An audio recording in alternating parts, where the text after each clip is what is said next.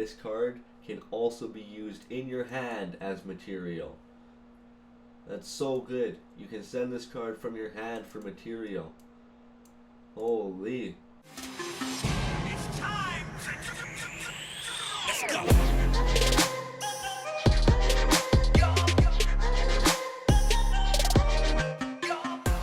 What's going on, guys? It's Banished for Cost here, and today I'm going to be bringing you some Yu-Gi-Oh content. So they actually just released a whole bunch of news on new cards. As you can see, we got lots of new stuff coming out.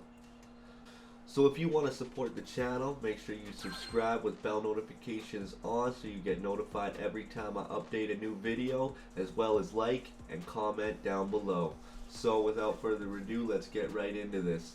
The newest announcement they actually have is the Rarity Collection featuring all of the hand traps.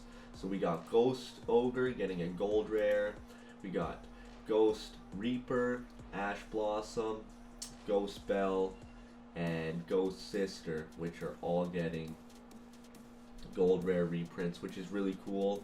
We can actually go right over to the Japanese website to get a little more details. Translate the page over, and basically they're going to be coming out Saturday, February 8th, and it looks like it's a pack, so it's going to be random. And I know that these are the only gold rares that are going to be in it, but they don't actually have Red Blossom, which is really weird. They have one of them missing. And then they also come in ultra rare versions, so you might pull a gold rare or you might pull it in ultra, so there is a big chance there. And then we have a few cards like Naxter, the Archfiend Dragon, we have Miracle Fusion, and a few others, and these are all coming in secret rare and collector rare, so that'll be really cool to see. And I hope it doesn't take too much time for them to actually port over to the English version of the game, because I like gold rares, and making all of them gold rare will definitely make the collectors want to get them. So the next news that was released was a Deep Sea Archetype. So this is adding support for kind of an older card, a 3-card engine. I think Deep Sea only had 3 cards before, and yeah, this is just adding a little bit more support for them. I'm not sure how good they're going to actually be. All these monsters list their hard once per turn effect. Every single one of them, including the synchro and even the spell, they're all hard once per turn, so you do got to be careful with that. So this is Deep Sea Artisan. He's a level 1 water sea serpent effect monster. He's a 0 attack with a whopping 500 defense. So, if this card is added to the hand from your deck or graveyard, you can reveal this card for cost and then look at your opponent's hand. If it's special summoned, you can send the top card of your deck to the graveyard and target a level 4 or lower water monster in your graveyard except itself and special summon it, but the effects are negated. So that's the first one, that's the level 1, and then we have the level 2, which is Deep Sea Sentry. He's a water sea serpent effect monster as well, with 400 attack and a decent 2000 defense. So if this card is sent to the graveyard to activate a water effect, you can banish 1 card from your opponent's hand face up until the end phase. So that's a really cool effect, and yeah, it just seems like it's a nice defense monster. And its second effect says if it is special summoned, you can mill the 2 top cards of your deck and target a level 4 or lower water monster except itself and add it to your hand. So pretty much similar to the level 1, but instead of special summoning it, it's added to your hand. And then we have our level 3, which is the tuner monster. I believe this is how you would actually go into the synchro. It's attack of 1200 and 1500 defense. You can discard this card and 1 monster as a cost to reveal your opponent's hand and banish 1 card face up until the end phase from it. So that's really good. And then if it's special summoned, you can mill 3 cards and target a level 4 or lower water monster and put it on the bottom of your deck. So they're pretty much all coinciding with similar effects. They're just kind of differ a bit, and they kind of get more milling as the levels go up. It kind of mills the same amount as the level, so that's kind of easy to remember. And then we have the Synchro itself. It's 1500 attack with 2700 defense, and it's also a tuner, so you could be doing some plays with this to go into further Synchro plays. And its effect says you can target one of your opponent's banished cards as a cost to take a level 4 or lower water monster from your deck and either add it to your hand or special summon it. And then if you do, add the target to your opponent's hand. So that's pretty interesting. And then a synchro monster that was synchro summoned using this card as material cannot be targeted by your opponent's card effects. So that's really good. And it also has a third effect. If it's sent to the graveyard, you can target a banished card for cost to shuffle it back into your deck. And then they have one spell card. It's a normal spell card, and it's kind of like a rota for the deck. It says banish a water monster from your GY and add a level 4 or lower sea serpent from your deck to hand. So that's really cool, and I'm definitely interested to see some more water support. I definitely like water decks, and I'm glad that they're coming back, and hopefully they don't take too long to port as well into the TCG. So other than that, we got some new sleeves that were just revealed. They look pretty cool. They have the pendulum scale, it looks like, or something. Has something going on there. And yeah, they always release some official Konami sleeves every once in a while. These ones will be really nice. Red Eyes, Black Dragon. That's really nice. Yeah, so those are the new sleeves that are coming out. I will definitely be trying to get these once they come to the English version of the game. And then it's talking about the Eternity Code, which is the Etco set. It's adding a bunch of Senka cards, which we can actually go through right now. So this is the Senka Chief. He's got a 3000 attack. So this looks like a whole new archetype that's actually coming into the game. Definitely reminds me of, say, Six Samurais. So I would definitely be interested in this set coming out. And basically, the first monster is a level 8, and he's a Beast Warrior Fire Monster. And it says this is a hard once per turn card.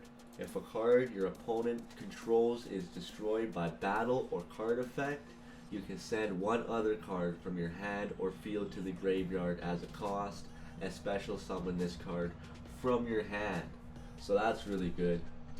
So this card says it cannot be targeted or destroyed by an opponent's card effect while you control another Senka monster. And when this card destroys an opponent's monster by battle and sends it to the graveyard, you can special summon it to your field in defense position, which is pretty OP, because if you can attack any of their monsters that have 2900 attack and kill it, you can actually just take it. So that's really, really good. And then we have the next one, which is Senka Herald Zhang Wan. And it's also hard once per turn.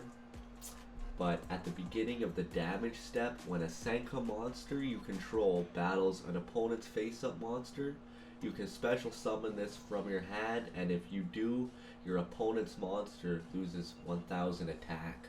So that would be really good in synergy with this guy to actually just steal your opponent's monster.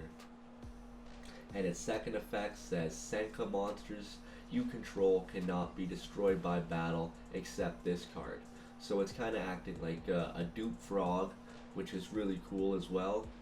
And if an opponent's card is destroyed by battle or card effect, you can target one card your opponent controls and destroy it. So that is really cool. And then we got a few more. It looks like we have 2 more monsters and a spell. So the next one would be Senka Schemer Ji1 Jia Wen. It's a level 4 with 1100 attack and 1800 defense. So it's pretty good, I guess. Just a decent level 4, and its effect says you can target one continuous spell or trap you control as a cost to send it to the graveyard. If you do, half the attack of 2 face-up monsters until the end of this turn. So that's really cool, and I think that is going to be really it might be seen play in maybe just regular trap decks and spell decks. And if an opponent's card is destroyed by battle or card effect, you can target a Sanka card in your graveyard, except itself, and add it to your hand. So next up we have Senka Strategist, Zhu Kong. He's also level 4 with another 2000 defense, and it says if this card is added from your deck to your hand by a Senka card, you can special summon it. Also, when a spell / trap is activated as a quick effect, you can send one face-up Senka continuous spell / trap you control to negate the activation. So that's really good. This card will be really good just to stop spell and trap cards. Third effect says when a monster effect is activated and you control Sanka Noble Li Zuan, quick effect, you can send one face-up Senka continuous spell or trap you control to negate the activation. So this card seems like the best card in the deck. It seems like your main starter maybe, and definitely want to be going into it. It has your quick effects on it, so that is really good. And the last card they actually mentioned in the release is Senka Legend, 100,000 arrows. And you can see all the arrows flying at this ship. They're all stuck in it, and it has a giant effect, it seems like. So it says you can target a face-up monster your opponent controls and one Senka monster you control for cost, and until the end of this turn you half that opponent's monster's attack. If you do, that monster you control gains that much attack. And if it's sent to the graveyard and you control 2 or more attributes among Senka monsters you control, you can place one Senka continuous spell or trap directly from your hand or deck face up on your field, except itself. So I think that'll be a really good card as well, and I'm definitely excited to actually see some new archetypes and engines coming into the game. It's getting a bit stale at this point, so definitely can't wait for these to come, and so I can try them out on the Yugioh Pro and even at locals once they come to the TCG. So we still got a whole lot of more news to go through. We have a whole premium pack of 2020 cards that was released. It's got a bunch of game original tin dangle and fish support. So fish support would be cool. I haven't seen fishes in a while, so we're getting the deep seas and we're getting the fishes, so nice to see water deck actually doing something. And this has a whole bunch of cards too. I'm not actually going to read through all of these. If you want to go check the premium pack, you guys can go do that on YugiohOrganization.com. I will leave the link in the description below so you can stay updated on all the Yu-Gi-Oh content. And then we got a legendary gold box. So this has actually some crystal wing monster, or a crystal beast monster, which is really cool. We got Rainbow Neos, Scar Red Supernova Dragon. There's so many cards that are going to actually be coming out in 2020. So this is a really cool card right here. Boral Lend Dragon. He's a Link 5 Dragon Link monster. 3,500 attack, and he has basically all the arrows except 3 of them. And he says you can only use the effect of this card's name once per turn. It cannot be destroyed by battle or card effects, and cannot be targeted by monster effects. This card can attack all monsters your opponent controls once each. And quick effect, you can target an effect monster on the field and one rocket monster in your graveyard for the cost to negate the effect of the target, and if you do, special summon the target from the graveyard. And you cannot activate cards or effects in response to this card's activation. So that's really cool. I'm glad we're getting more Boral cards. I do like the Borals. Rockets are probably one of my favorite decks. They're just not really super consistent. And then we also have Boral Load Savage Dragon, which will be in the set. So that is really good. Definitely needs new reprints. This is probably the most exciting card I am waiting for. And yeah, other than that, we just got some DDD monsters that are coming out. And the Crystal Beast, that'll be interesting. As well as we have a new Blue Eyes monster, which is Deep of Blue Eyes. That'll also be pretty interesting. And then next up we have a really cool card that I wanted to talk about, which is the Ultrageist card. Ultrageist Pookery. I don't actually know how good it is, but I played against it and it was in the deck, so obviously it's getting used and it's pretty good. I'm glad that they're adding a bunch of support to older engines, or not necessarily old, but the engines that have been getting hit, such as Sky Strikers, Ultrageist. They're all getting more support to kind of try and make the deck play a little bit differently than the way it is currently played.